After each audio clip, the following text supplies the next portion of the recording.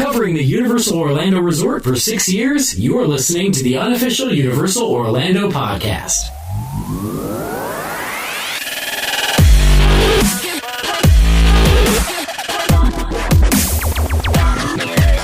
Hello everyone and welcome to episode 245. I am Lee and you are listening to the unofficial Universal Orlando podcast. And as always, I am joined by my good lady wife, Mrs. Tracey Mallett. Hello everybody.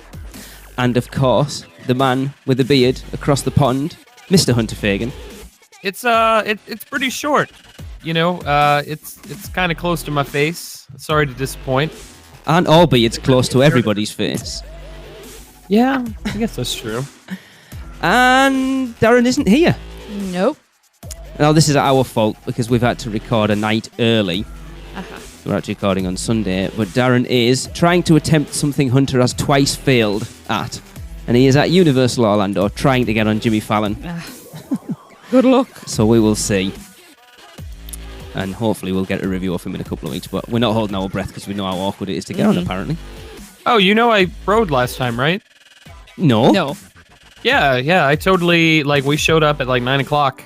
And they were just letting us in. So I got to check it out. Why have you never told anybody this? I posted it on Twitter. My first reaction was it was a picture of the colored card, and I was like, "Oh my goodness, finally!" And then about 30 minutes later, I posted, "Oh no," and that was kind of all I left, and then went about my day. Right, Hunter. What I'm going to do, I'm going to ask you for a very brief review, and then I think when we get Darren back on in 2 weeks' time, we'll do a full review of it. Give us your quick thoughts. Sure. Quick thoughts. Don't think it's an awful attraction. Don't think it's an attraction that I'm ever going to like, though. It is essentially Minions 2.0, which is what we've heard from a bunch of people as far as the ride systems. If you are not a Jimmy Fallon fan, there is nothing for you here. Right. It is so concerned with putting every single Jimmy Fallon character into the attraction, it kind of forgets to just be a good ride, and it's just a motion simulator themed to Jimmy Fallon. And that's about all it is. The inline entertainment, that's fun, that's cute. They do a pretty good job of establishing some of the stuff you're going to see in there. The pre-show / spiel, I mean, that's fun, but the actual ride's pretty underwhelming. The screen's nice, the 3D's nice. I do think this attraction would be received much more positively if the last 4 attractions haven't been screen attractions as well. Mm-hmm. The only way they could have done this is with a screen, but if you wouldn't have had, say if Transformers was the last screen attraction and Gringotts was mostly practical and Kong was mostly practical, and then you went into Jimmy Fallon, I think more people would be a lot more positive of it, including myself. Yeah. So yeah, don't hate it. I know that's been the running gag. It's really not for me whatsoever because I do not have any affinity for Jimmy Fallon at all. So Darren's up there. Hopefully he'll get to ride it. And as I say, in a couple of weeks' time, we'll do a full review and see if you both agree with it. But we did think, well, actually, I reached out because we hadn't done a listener Q&A for a while. Yep. And then because Darren wasn't here, I reached out to said person who agreed to come on and thought, do you know what? Why don't you come on and do the whole show with us and replace Darren for a little bit? So, hello, Stuart. Hello, everyone. How's it going? This is Stuart Mallett. He is a member of the Producers Club. Stuart, where do you hail from at this current time? Wee town called Lurgan in Northern Ireland. Cool. Awesome. Well, thanks for joining us, and I hope you enjoy it. Yeah. Bit nervous, guys, if I'm honest, but, let's do this. Right. Stuart, you're hailing from my home country, believe it or not. What? I can understand that, I'm actually. mostly no offense. Irish. Yep. Is it? Okay. I'll slap him, Stuart. American Irish then, right? We're kind of mixed all over the place. Sure. Hey, you've got to think about his surname. Fagan. It's a bit Irish. Is it? That's true. Definitely Irish. It was. It is very Irish. Hunter's. He finds himself having to pick a pocket or two every now and again. It sounds. Yeah. Do you know what part of Ireland they were from at all, or?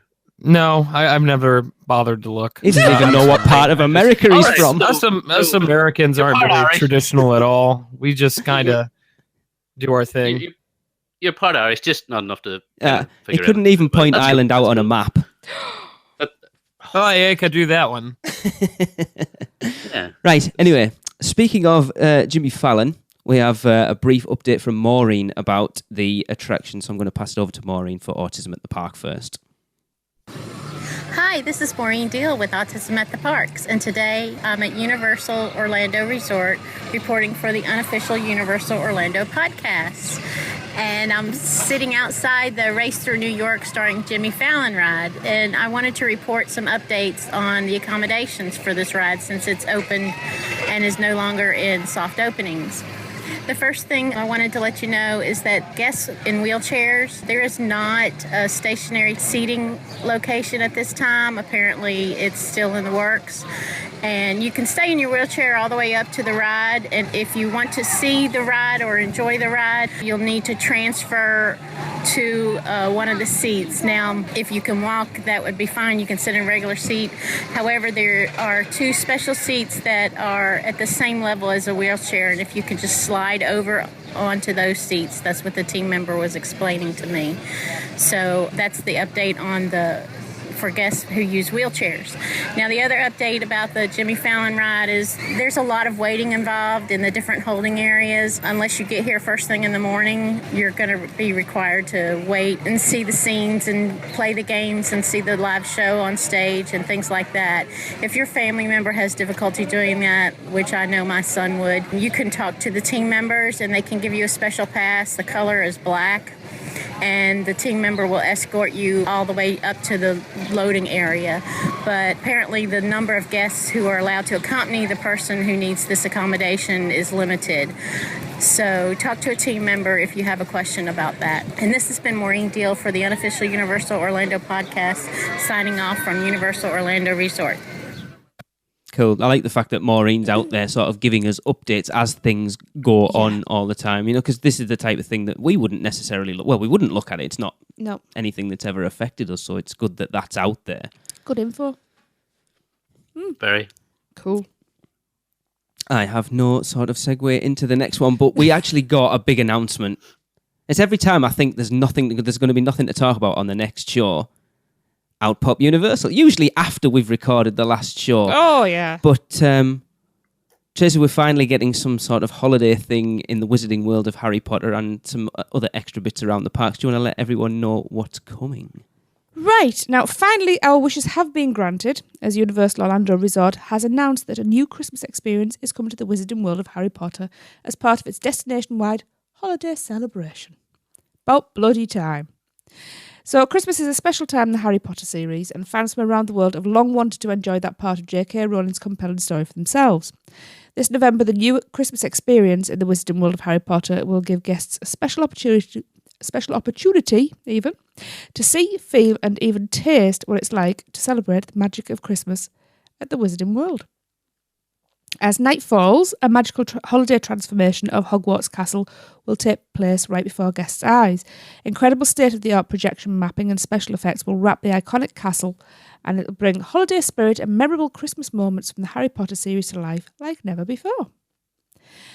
There'll also be festive decor, such as ornate garlands, lining the streets of both Hogsmeade and Diagon Alley, and each storefront will be decked out with uniquely themed decorations, and guests will be encouraged to enjoy special holiday-themed foods, drinks, and entertainment. Put my teeth back in.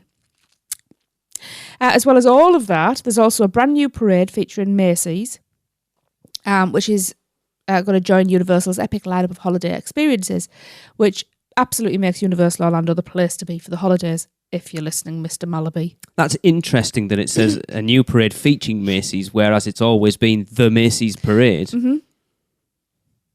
Yeah. Huh. True. Interesting. Yes.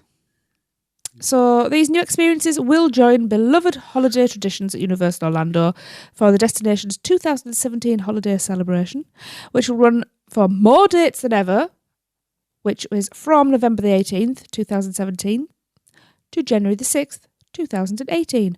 Plenty of time for you to book a surprise holiday for me, They're Lee. going up against Disney, is it? Hunter, when does Mickey's Not So Scary start this year? Isn't it in like August?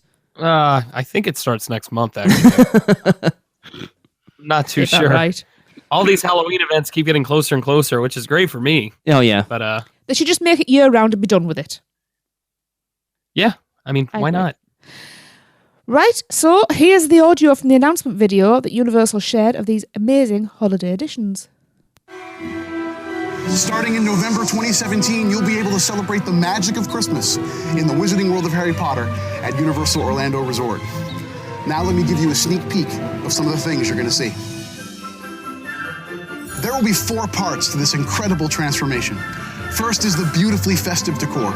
Everywhere you look, these holiday textures will surround you.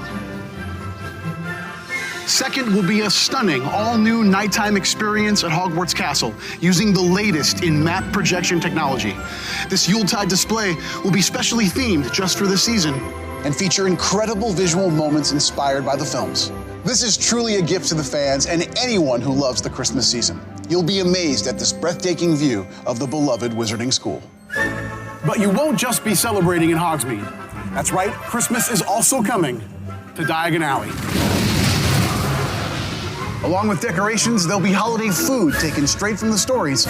And lastly, there'll be live entertainment in both Diagon Alley and Hogsmeade. The holiday spirit is alive and well in the Wizarding World of Harry Potter. Now, there's more to come with Harry Potter later this year, but we're not done with the holidays just yet.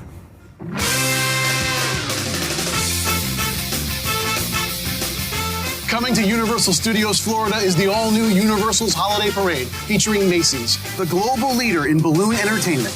It'll star those mischievous minions, beloved DreamWorks characters from Madagascar and Shrek, and of course, Santa. It's all part of what makes staying here so special for the holidays. Now, there'll be more to come on all of this in the months ahead. It's going to be a season to remember at Universal Orlando Resort. It's really cool that they got the band from America's Funniest Home Videos to introduce that section. I have to congratulate Mike Aiello because he's the first American I've heard that actually pronounces Diagon Alley properly. Yes. Secondly, Hunter, you've always complained that the holidays at Universal Orlando have been so samey for so long. You're now finally getting something different. Yes, it's very exciting. And especially for something that features Christmas so heavily, like the Harry Potter series. It was bound to happen eventually, and hopefully this opens the door to other times of year rethemings. Well, Stuart, have you ever been out to Orlando for Christmas? No. We normally go in November time, so it's all the Christmas stuff starting to go up. Right. Like the first 2 weeks in November. And that's always surreal and strange. Because you're standing wearing shorts and t-shirt looking at a Christmas tree going, this is wrong. This is very wrong. Yeah. But I think I've seen this announcement during the week and it's really exciting. Like, it's about time they did something with it and really push the holiday thing. Yeah. And I think that having the Wizarding World stuff is just going to be unreal. I would love to go. It had to happen now that I have a child that's starting P1 and can't get off during school time. Yay. Course. I think one of the things I took out of that video as well is they said, we're not done with Harry Potter, but no, he said something along, there's more to come for Harry Potter this year. Are we getting Halloween Horror Nights stuff? Because that's what it sounded like to me. I'm not sure J.K. Rowling would go for that. But sounds like we might get an announcement about something. I think if they're going to announce it, I think you're going to be looking at the Volcano Bay opening. I'm hearing there's going to be more announced at that Volcano Bay media event. Because it's a 3-day event for the opening of the water park that I think there's going to be more to it. I think you're going to get Nintendo. I think you're possibly going to get whatever this is. Well, Phase 3 is coming. We know Phase 3 is on its way. They're going to have to announce it sometime soon.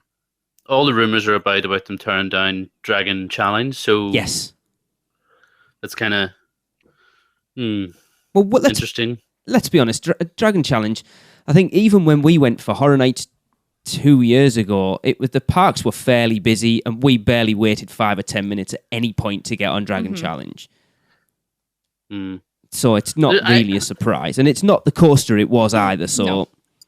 No, it's definitely not. I mean, don't get me wrong. I think they're both great coasters. I enjoy both of them. Yeah, but it was a lot better when they were dueling. Like, absolutely, definitely, yeah. Absolutely. I'm so gutted that our kids have never got to experience it properly. Yeah. Can I just say, I actually think this is a ploy by Universal to get you to take me there for Christmas. How's he going to take you for Christmas when he's going for Halloween? We just don't come home. Well, let's be honest. We go out in September. We come home in January. I would quite happily do that. We get a 3-month visa coming, like a temporary. We get when we do our visa waiver coming over from the UK. We get 3 months, so we'll be all right. Yeah, but I'm sure the parks insane, like Christmas fortnight. Yes. Yeah, I couldn't. I'm not sure I could cope with that. I think we've got to go. That's why I'd have to go out for the full 3 months. I mean, Hunter, you've been down for Christmas and stuff. You go for the non-ride entertainment, and basically, if you manage to get on a ride, you're happy, I suppose. Yeah, I mean, it's fun. It makes me wonder if they're going to start Christmas a bit earlier now, because previously Universal would not start it until after Thanksgiving because they had to wait for those floats to come down. And that's what, the 3rd week of November, isn't it? Yeah, so I don't know if they're going to start your Grinchmas and your Wizarding World festivities earlier, like right after Halloween Horror Nights. Well, they've just said they're the 18th of November. Yeah, so I mean that's still a little bit later than Disney's doing. I'm pretty sure Disney puts their stuff up like July. November 1st. July, yeah. Those year-round Christmas shops, they just kind of expand them out. I think anytime I've been in November, Disney start putting their stuff up about the first week in November, and Universal start putting their decorations up the 2nd week in November. Yeah, we generally always went in November. So what year was it? We went in November. 2009. That was when we stayed at French Quarter. I think the big difference between Disney and Universal, though, is Disney are trying to push a hard ticket event. Universal aren't. True. So they want more dates because they want more people to fork out for Mickey's Very Merry Christmas Party. Whereas, I mean, Universal, we've seen... I'd confuse the two. I think Mickey's Not So Very Merry Christmas Party. Okay. Sorry. You know, we've seen... You're probably right. We've seen the surveys from Universal that they're toying with the idea of doing some sort of hard ticket event. And I'm hoping that the fact that they're doing this is sort of pushing that off a few years yet. Yeah, hope so. Because I don't like that Disney are really sort of scraping the barrel to try and come up with as many add-on extras as they possibly can. And Universal are doing it as well. We'll get there tonight. But at least with an upcharge event, you're getting the special fireworks, you're getting the parade, you're getting like the handouts that they do inside the park. Universal does some awesome stuff as far as like entertainment and the bands and stuff, but they're not doing something on the scale of like, I'm pretty sure the Christmas parade is the longest parade on Disney property. There's a lot of really cool stuff like that, which if Universal wants to go that way, I think it'd be good for them to have a direct competitor as far as a paid Christmas party. But then don't Disney do the parade and everything for Christmas like just during the day? Is it like the 2 weeks? Yeah, they do it Hell Week though. They do it Christmas week, the week you would never want to be there. Yeah. Well, there you go. Anyway, I think interesting stuff. We could talk about this all night because I think the logistics of Hogsmeade with 1 million people in it trying to watch that castle projection show is a story for another time, because I think that's something that we could discuss for hours, but it will be interesting. We'd have to be giving out free fire whiskies as you enter. I think it'll be crazy. I was trying to figure out where, because if they're going to project onto the castle, and all the shots you've seen seem to be from kind of at the edge of the lake, where are they expecting people to stand? And I was thinking out loud there, but it kind of, I don't know how that's going to work, because it's already seems kind of tight when there's lots of people there. Yeah, it's a total bottleneck. It's going to be very interesting to see how they're going to work it. You know the best place to go up and watch it, right? It's going to be on that bend before you reach Hagrid's hut in Dragon Challenge. If that's a really good idea. You've got a perfect view of the castle. Yeah. Just throwing that out there. Oh, on Dragon Challenge. Well, if they're tearing it down by December, maybe not. Yeah. Hang on. Maybe they're going to tear it down and put like Quidditch style stands in for a viewing. Something more than that in. For a viewing platform. There's your upcharge. Priority seating with omnoculars. Yeah. Omnioculars. Like the SeaWorld Tower thing. Yeah. Right, anyway, speaking of the Wizarding World of Harry Potter and the future of Universal, Hunter, there's a couple of patents that have come out. One that we think may be for the Hogwarts Express, and others that are kind of rumoured for Nintendo or Fast and Furious. Do you want to let everyone know what they entail? Because I've had a look at them and I don't understand the Nintendo one, I'll be honest. Sure. So 2 new patents were posted online recently, like you said. The first, we're pretty sure, is like an enhancement to the Hogwarts Express window, and it's just simply entitled Display for Immersive Window Effect. Straight to the point. So it's described as this. We'll keep it easy. The displays of the present disclosure additionally or alternatively enable the guest to look to the right and to the left, thereby view additional different sections of the landscape. For example, if the guest is in an attraction where the display is a window in a train car, hint, hint, wink, wink, nudge, nudge, the guest might look to the left to see a view of the landscape that is oncoming, a forward portion of a path, and a forward section of the train and tracks. While if looking to the right, the guest might see a view of the landscape that has just passed, along with a rearward section of the train and tracks. Indeed, the simulated landscape may also move horizontally, vertically, or in any direction relative to the observing guest to simulate a changing landscape associated with a real or simulated movement of a passenger platform. Interesting. Yeah. Like the Hogwarts Express needs it. I think it's cool, but it's very obvious that it's just like a curved screen. Sure. But do you really think they're going to upgrade those screens anytime soon? Like, I can't. I mean, if it's a technology they can implement cheaply enough to make a difference, I think they will. But if it's going to be like a full layover of the train and it's going to be quite pricey, I think they might just save it for the next go around where this is an applicable technology. How old is the Hogwarts Express now? 2014. So it'll be wow. Yeah. Okay, so it's crazy. So it is probably getting ready for some sort of refurb. It's the moving horizontally, vertically, and or in any direction relative to the observing guest to simulate. Could we potentially see this put in the elevator section of Gringotts? Ooh. I know it's up high, so you're not really gonna, but it could enhance that a little bit.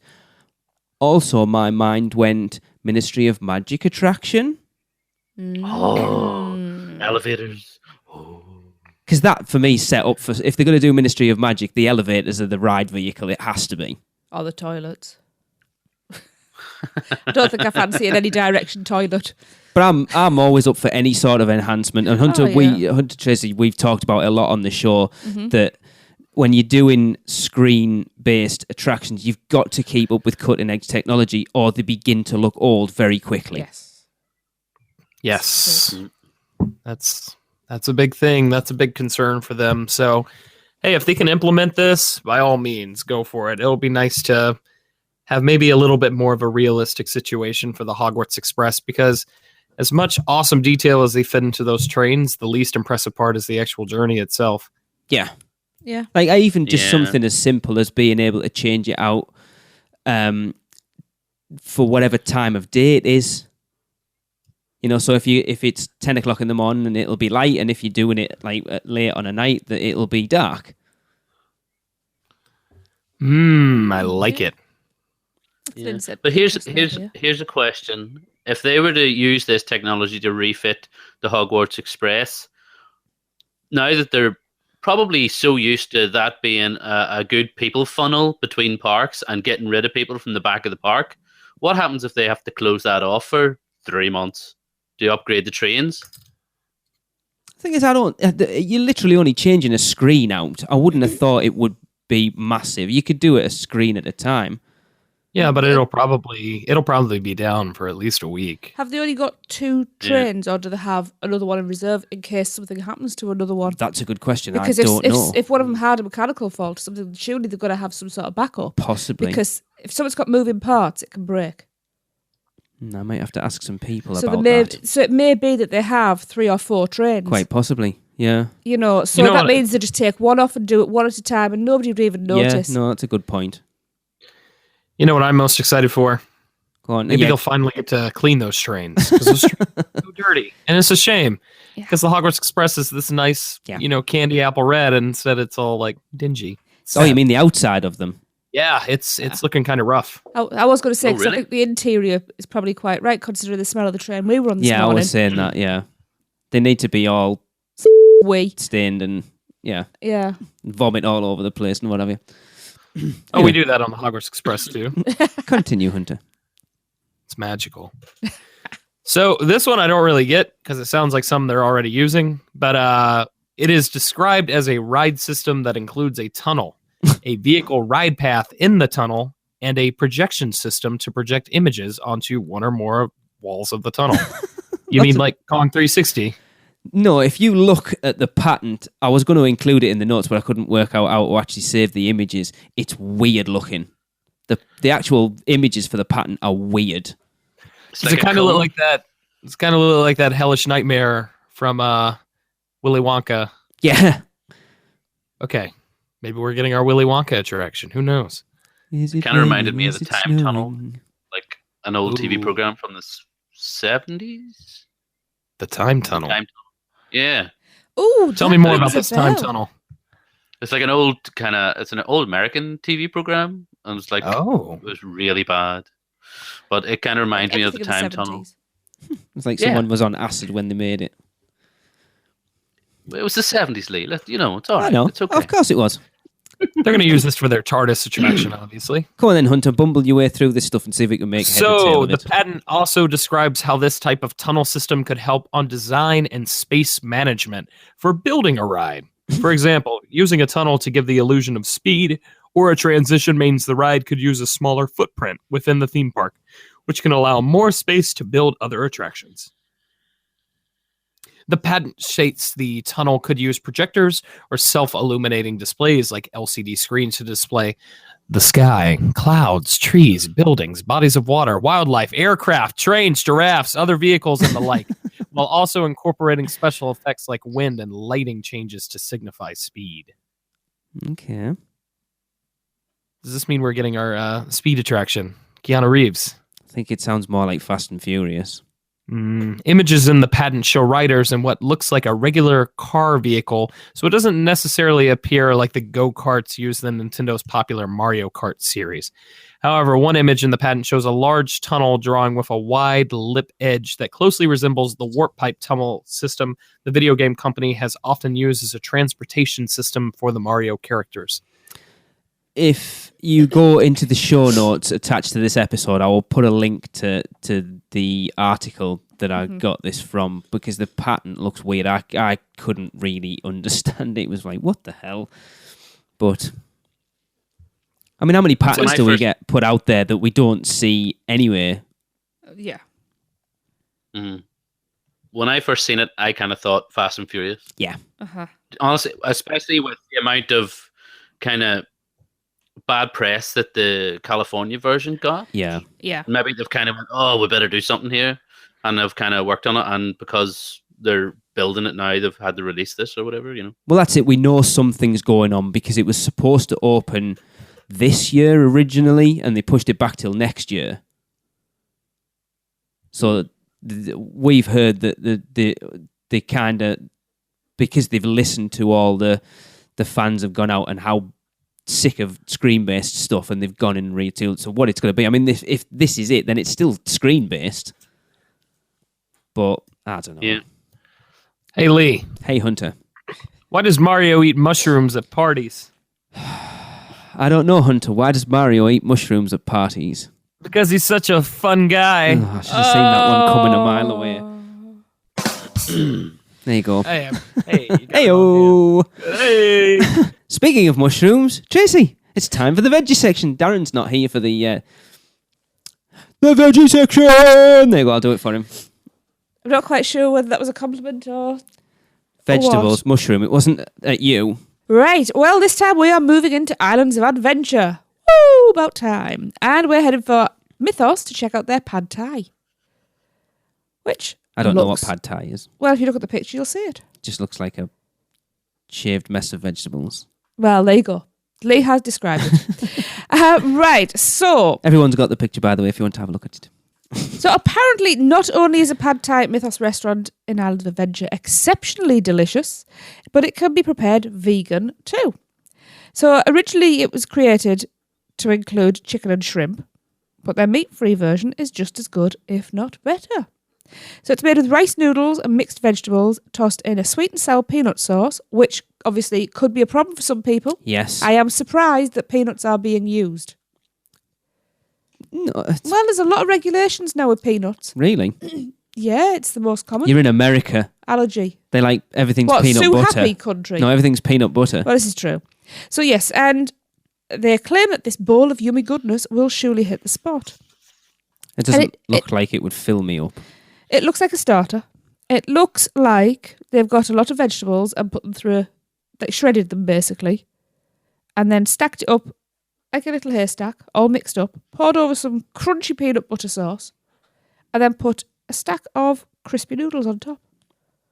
It does look very nice. It does look very nice. It does. It's very colourful. It's very pretty. See, I like Mythos anyway. Mm-hmm. I think if you ever go to Islands of Adventure and you don't go to Mythos, you're missing out. Even though it's one of those places that everyone goes, best restaurant 5 years in a row or whatever. Pfft.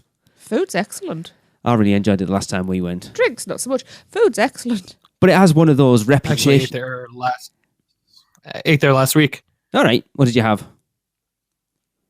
I had the lamb burger, And how was which it? is the opposite of what Tracey is talking about Yeah. here. The lamb burger is not a vegetarian option. No, May it is contain not. nuts. Is it Moroccan? Is Oh. it a Moroccan lamb burger? I don't know. I just remember it had this purple sauce on it. Ooh. It was like a how do you pronounce it? Aioli? Aioli. Aioli. I think, yeah. Aioli. Yeah, I got that right for once. Okay, we're going to do that. Yeah, it was really good. Really enjoyed the meal. However, I will say this. Best thing I've ever had at Mythos is the pita chip dip. It's like a spinach dip, feta cheese. It's awesome. I like the bread that they give you beforehand. It's like a little mini starter. And the butter. I was going to say, I like the butter. The butter's awesome. It's like, if I could have frozen it and brought it home, I would have done. The flatbreads there are always really good. Yes. And they Yes. changed the menu up quite regularly, They which do. is good. That was one of the first places we ever ate in Islands of Adventure back Before in we went with 2004. children. When we were free. So yes, that is this edition's vegetarian I segment. think that's it, actually. I think they did a load in City Walk, and then they did one each for Islands. Right. Well, I'll tell you what, Universal. people. Send me your Can I- vegetarian options. Yes, Stuart. Can I make a comment about the vegetarian thing? Mm-hmm. Yes.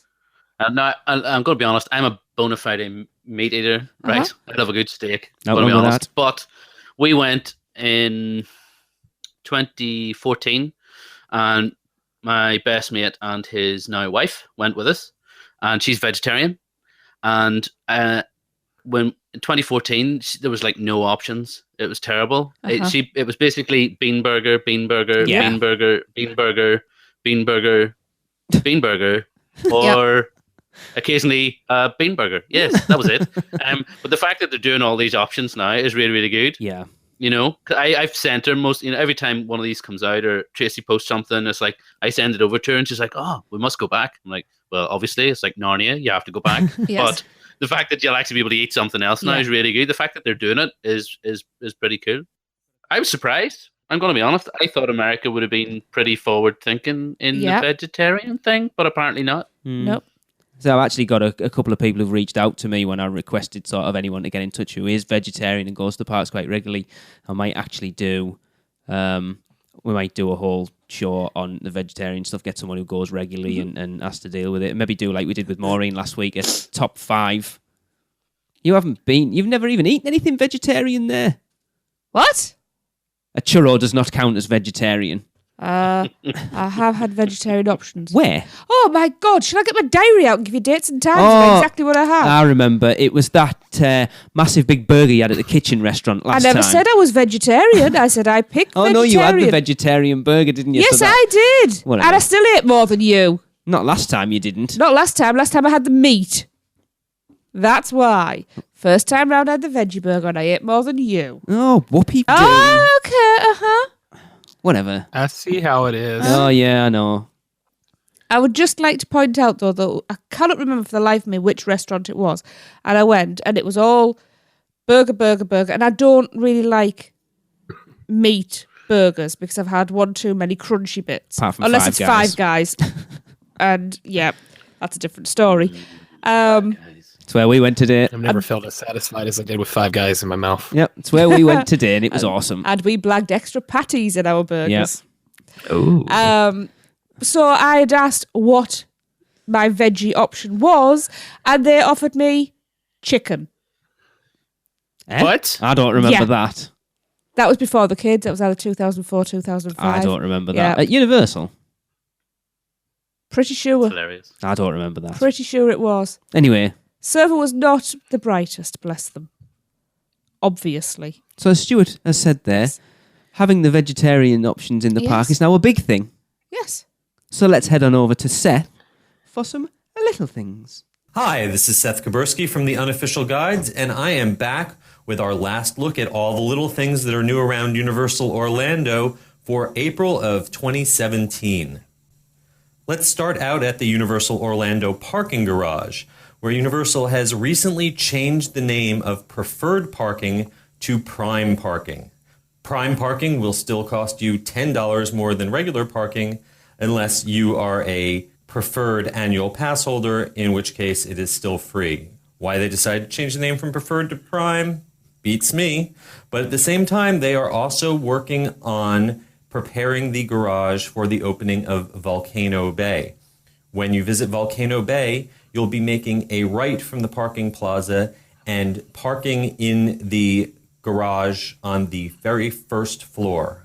Universal has started testing buses traveling from the parking garage to Volcano Bay. They are double-long buses.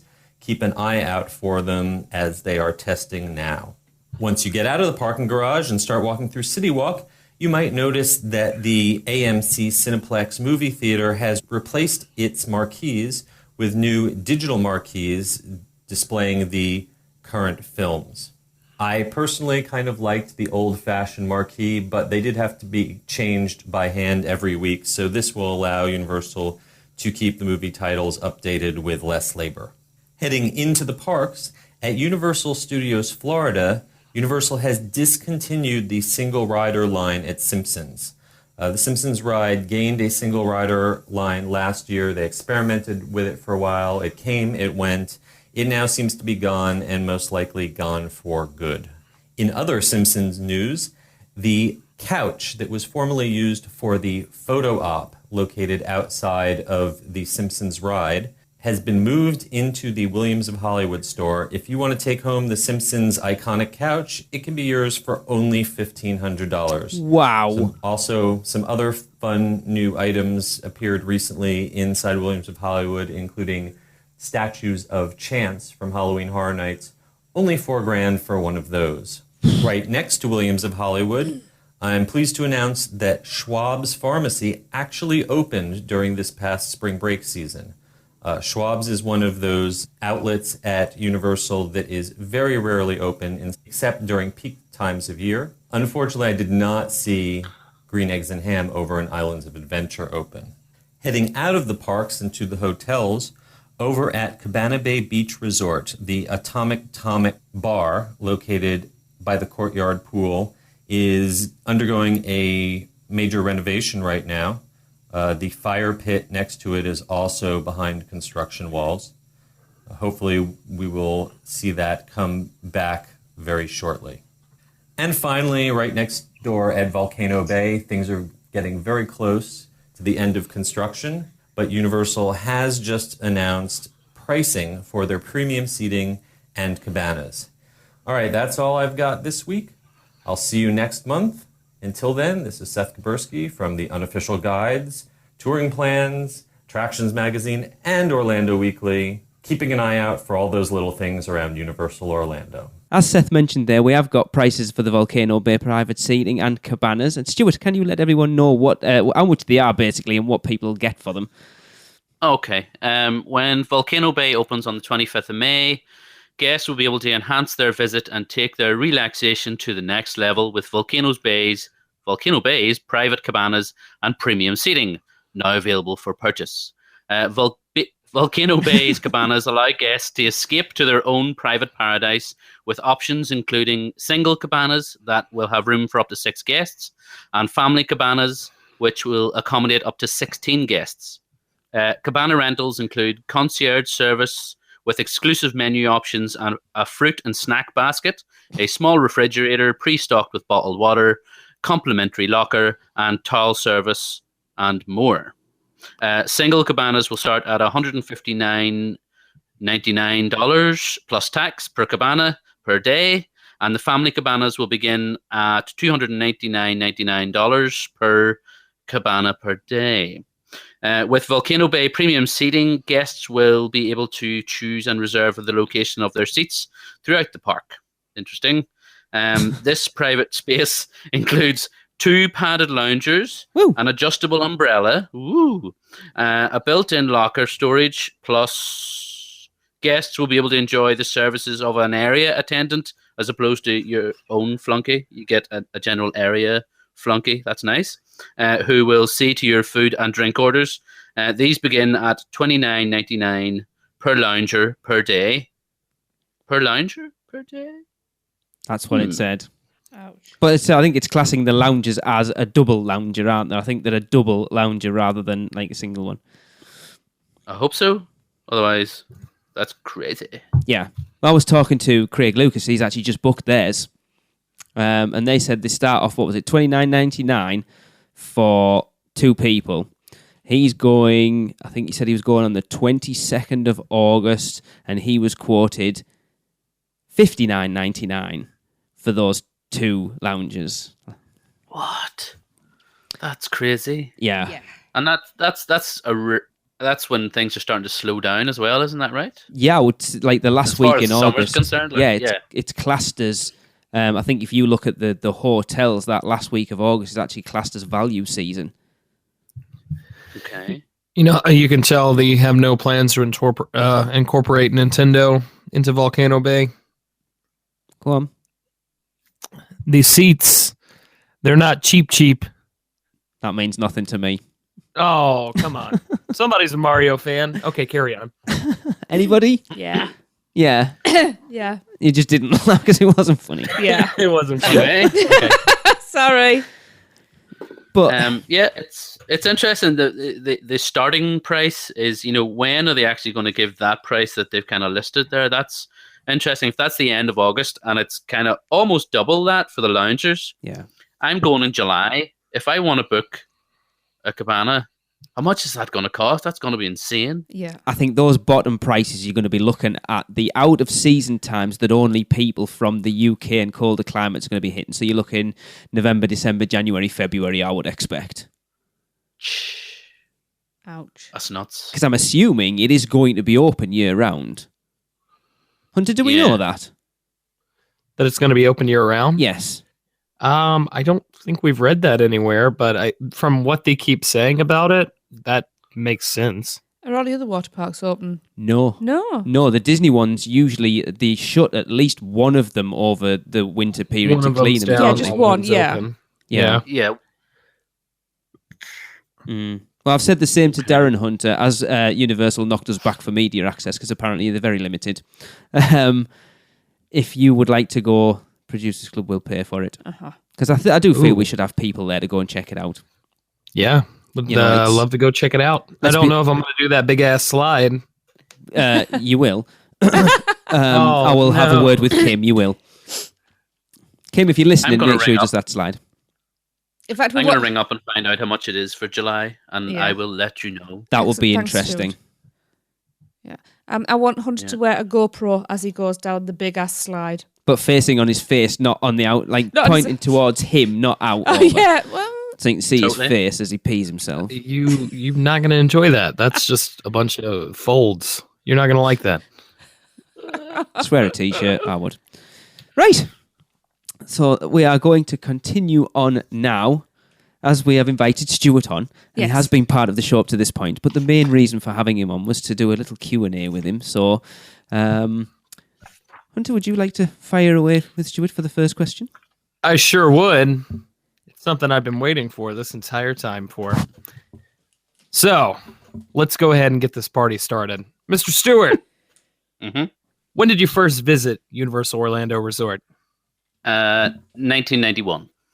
Ooh, okay. A little while ago. Yeah. Family holiday, I was 13, so summer 1991. Oh, So you actually went there before Darren did then, and he's been the longest one of us going.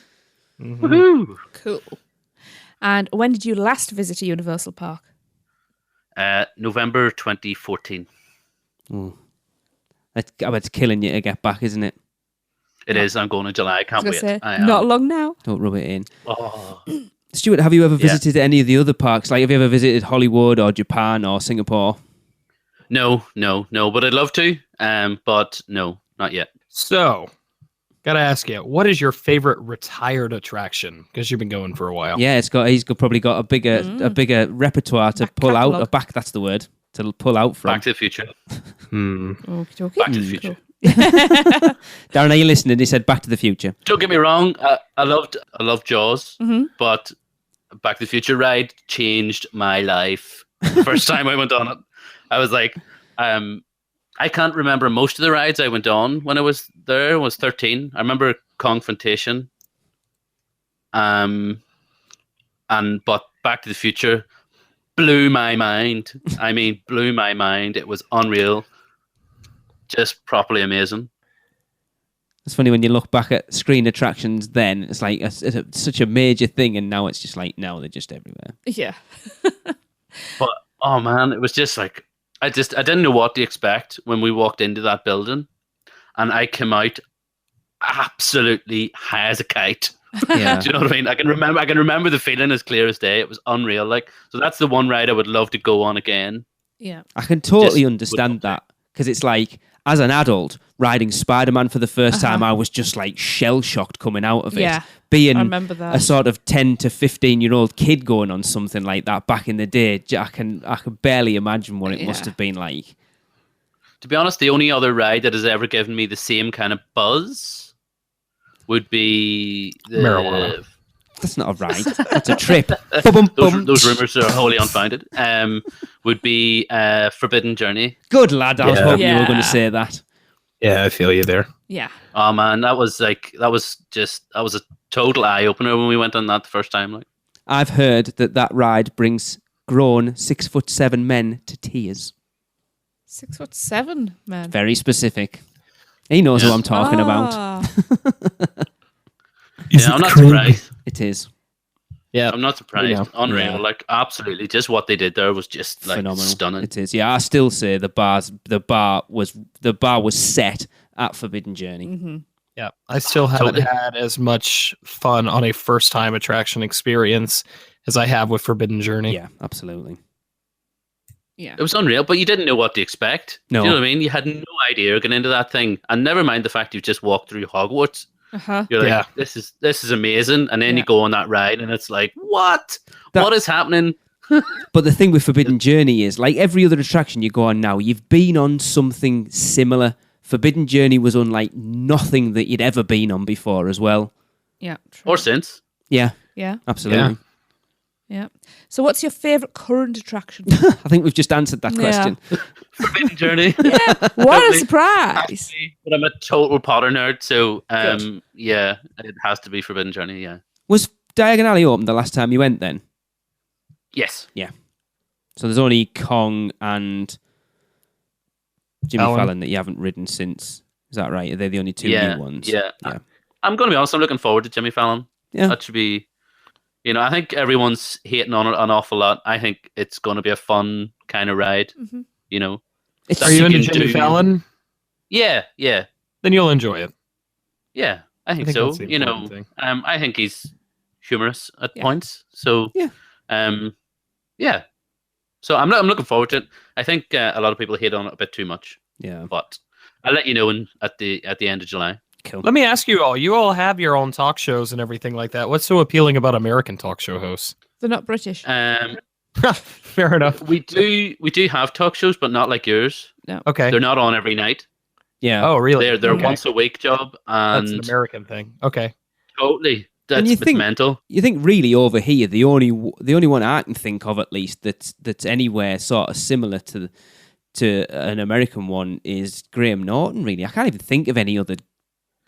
Well, it used to be Jonathan Ross, but he moved to ITV and now he sucks. So yeah. I don't mind Graham Norton. It's quite amusing, but they're not like American ones. You think our best one, James Corden, went over to America? Yeah. Yeah. Okay. Interesting. I'll give you it for both parks, Stuart, but do you have a favourite area in each park? I think I know what they're going to answer for this is as well. Yeah, Wizarding World. In both, obviously, yeah. Yeah. Has to be. I would spend all day, all night, 2 weeks there. My wife wouldn't like it. She's just like, right, are you finished yet? Are you finished yet? Are you finished yet? And I'm like, no.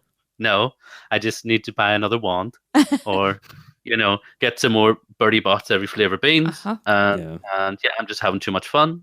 Totally. There are areas you can just sit with a drink and just take the atmosphere in. Mm-hmm. It makes me feel like a child again. It's mental. Yeah. Really, really good.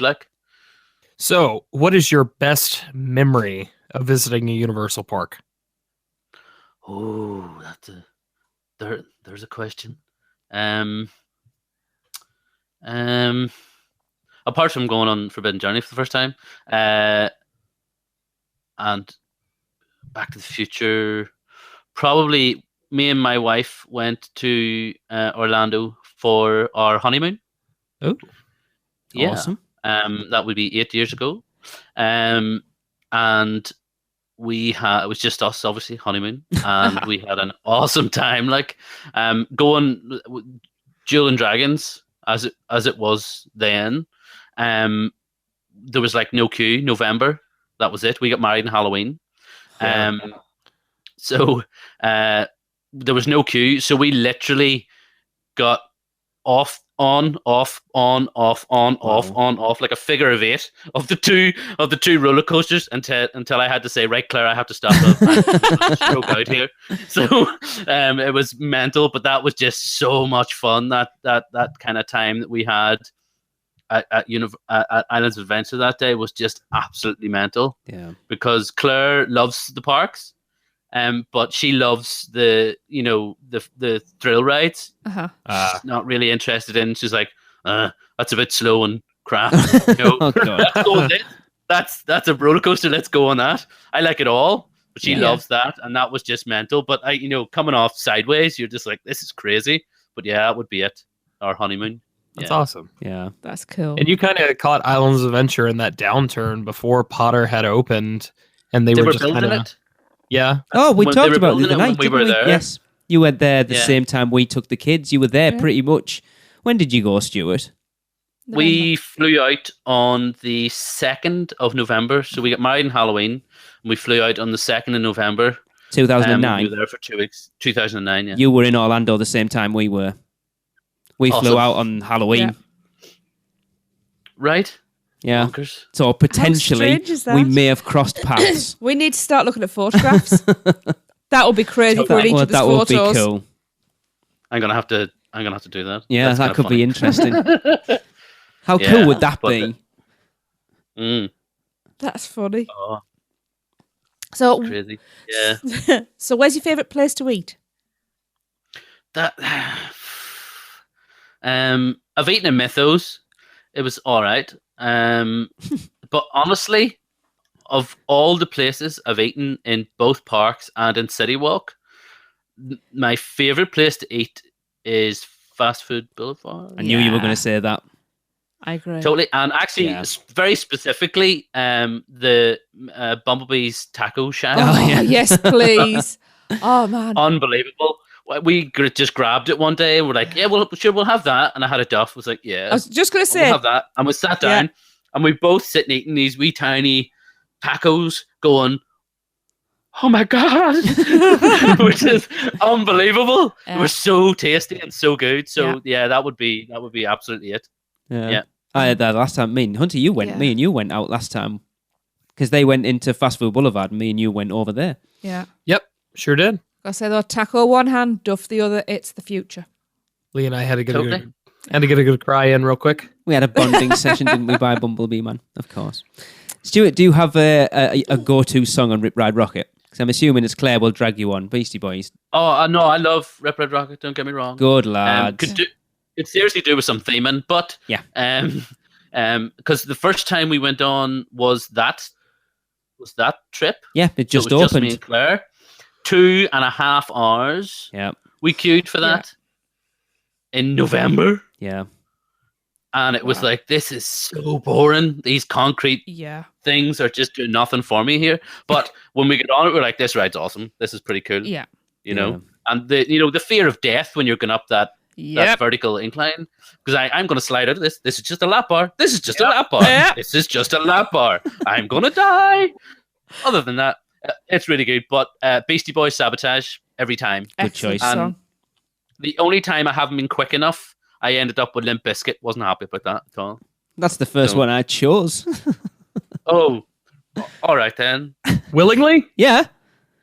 Oh, dude. Could have rolled away to a better choice. Yeah, it's not the greatest. I mean, I don't mind Limp Bizkit, but that's not the best song. Well, no, they could have done another Limp Bizkit song. I love that Roland's on there because they have to cut out like 30 seconds of the song. Yeah.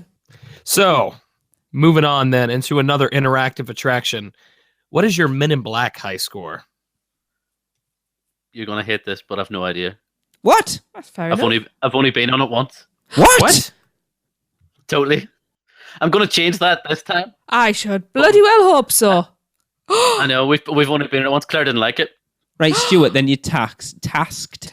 You need to go on it at least 10 times, and you need to do the immigration tour as well. Oh yeah. Yeah. No. Listening to that show that you did about that, I was like, oh, that sounds like so much fun. That's awesome. So yeah, I'd like to do that. But no, I've only been on it once, haven't a clue what score I got, having a notion. But I enjoyed it. I totally would have went on it a million times, but Claire was like, meh, it's not a roller coaster. Hunter, I need to ask you a question. What is your high score? My high score is like in the 600,000s. Right, because I've already reached out to Matt Corn after they did their team members versus the Tim Trackers versus the annual pass holders, and I've said next time we come out, I could put a team together that could beat your lot, no bother. So does that mean I wouldn't be in it? I will. Yeah, you'd be in it. I'd have to get Gregory in it because he knows what he's doing. And Darren's quite a crack shot now. So I think we could easily put a team together to beat them. So I'm going to see if I can make that happen when we come out next time. Ooh. For sure. Has he replied? Not yet, but I'll keep pestering. Doesn't surprise me. Oh, he will. I chat with him quite often. Okay. He'll be listening to this, so Matt, there you go. The challenge is on the table. Ooh. Right. So waiting, Matt. You run a very particular account. It's not out that yet. Is in my bio. Oh, he's going on. He doesn't run that account. No, I'm just teasing you. I know.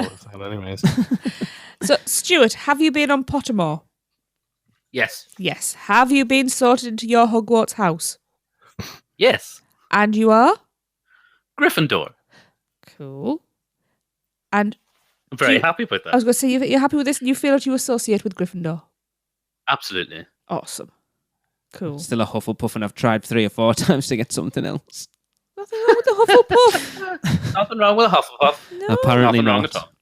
Last one for this section then. It's nice and easy one, Stuart. Hot, frozen, regular, or ice cream? Regular. Ugh. You've just gone down Well, in my I know. estimation. Actually, I never.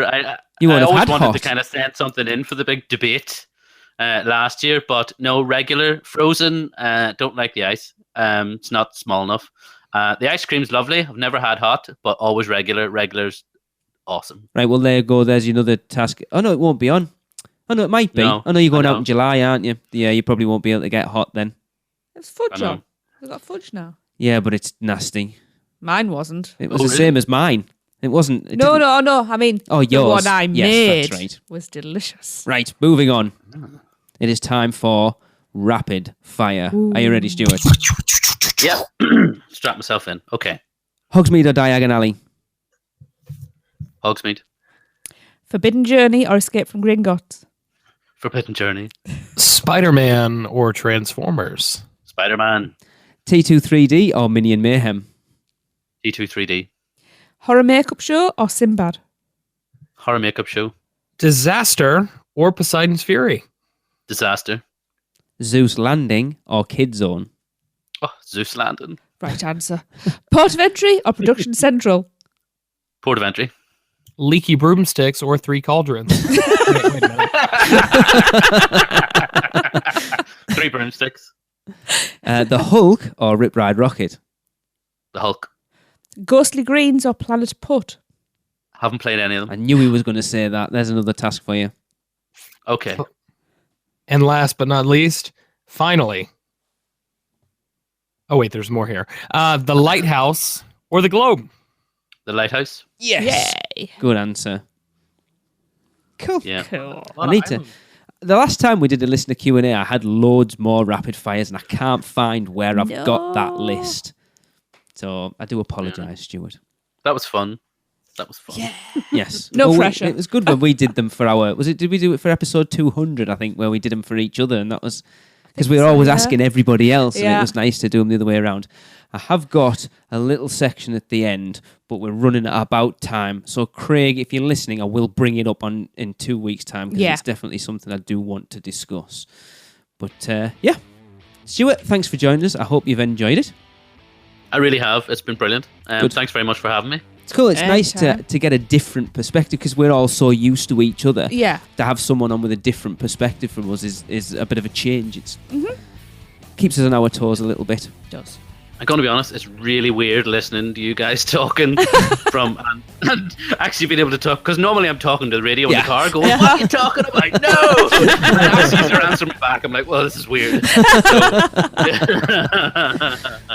But yeah, no, I've had a blast. Thanks very much. It was really good, yeah. No problem. I'm glad you've enjoyed it. So that's going to wrap up episode 245, is it? Need to check. Yes. Hunter, have you started your homework for episode 250 yet? You have seen it in the little group chat, have you? I have. It is. I think I know exactly the clip that I'm going to pick. Okay. I think I know which clip you're going to pick as well, but Tracey's already... Which one's that? I'm not going to say, but okay. Tracey's already stolen mine, so I'm going to have to come up with another one. For the time being, I'll make up with a different one, and you can have it back. Maybe. Hunter might have yours as well, so he might be choosing a different one. Yeah, but anyway, we'll come to that point. Anyway, that's 5 episodes away at that point. That is our celebratory 250 stroke 6-year anniversary episode. Woo! So, Stuart, thanks very much for joining us. It has been a pleasure. So for Stuart, Tracey and Hunter, I have been Lee, and you have been listening to episode 245 of the unofficial Universal Orlando podcast, and we will see you back here next week. Cheap. That's it for another unofficial Universal Orlando podcast. Make sure you never miss a show by subscribing on iTunes, and while you're there, please leave us a rating and a review. Listen to us on Stitcher, Google Play, and all your podcast apps. Email us with any questions or comments to podcast@uuopodcast.com, or even better, record your message at speakpipe.com/uuopodcast. Follow us on Facebook, Twitter, Instagram, YouTube, and Pinterest, keyword UUO Podcast. Check out our blog for even more content at uuopodcast.com. Well, that's a wrap. See you next week.